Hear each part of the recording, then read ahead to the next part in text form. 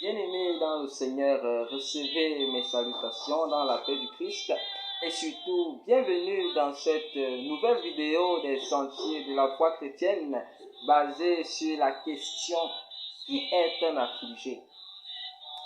Alors c'est la deuxième béatitude de Jésus-Christ sur son sermon sur la montagne. Il va donner cette béatitude. Nous allons revoir cela dans le texte de Matthieu, le chapitre 5, à partir du verset 4, où il est dit ceci: Heureux les affligés, car ils seront consolés. Heureux les affligés, car ils seront consolés. C'est ici une promesse et on peut se poser la question de savoir pourquoi est-ce que Jésus-Christ dit que les affligés sont heureux. Alors, on pourrait voir cela sous le premier aspect de ce que Jésus aimerait que nous puissions être des affligés. Alors, qu'est-ce que l'affliction?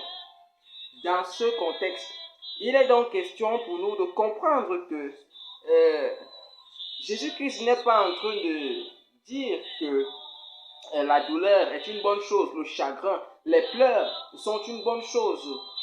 Parce que, rassurez-vous, les pleurs, le chagrin n'enlèveront rien dans nos péchés ou nos fautes commises.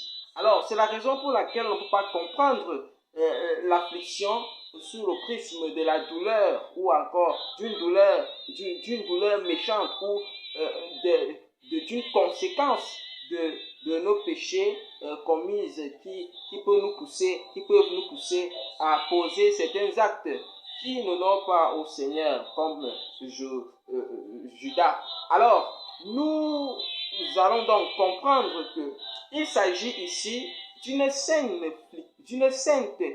affliction. Alors, cette sainte affliction, c'est le fait de regretter un péché, le fait d'être sous une posture qui va nous mener à la repentance. Alors, c'est dans ce sens que Jésus dira donc: heureux les affligés, car ils seront consolés. Oui, certaines personnes sont dans cette affliction, ils sont dans ce regret d'un péché qu'ils ont commis et cela les mène à la repentance. Mais pourquoi donc sont-ils heureux? Ah, c'est parce que Jésus-Christ, c'est un Dieu qui ne se lasse point de pardonner. Il est un Dieu de grâce. Et nous le verrons dans le texte de Ésaïe, chapitre 55, à partir du verset 7. Ésaïe 55, le verset 7. Ésaïe 55, le verset 7, il est dit ceci: que le méchant abandonne sa voie, que l'homme d'iniquité ses pensées, qu'il retourne à l'Éternel qui aura pitié de lui, à notre Dieu qui ne se lasse pas de pardonner.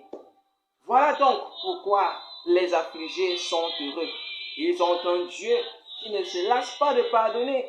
Et le souhait du Seigneur est que nous puissions être des enfants qui marchent sur le chemin de la repentance. Et c'est dans ce sens qu'il dira: heureux les affligés, car ils seront consolés. Cette consolation, c'est le pardon que Jésus-Christ nous offre gratuitement.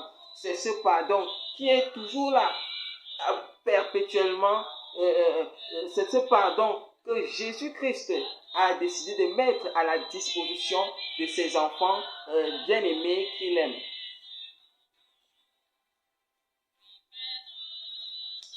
Veux-tu marcher dans le chemin de la repentance?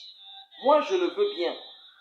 Et je souhaite également que ce soit ton souhait, afin que notre Seigneur puisse nous pardonner chaque fois que nous aurons à commettre quelques erreurs, bien que ce ne soit pas son souhait que nous commettons des erreurs. Mais lorsque nous avons péché, la Bible dit que nous avons cet avocat qui est Jésus-Christ le juste, qui est toujours là, prêt à nous pardonner, prêt à nous tendre les bras si nous l'acceptons.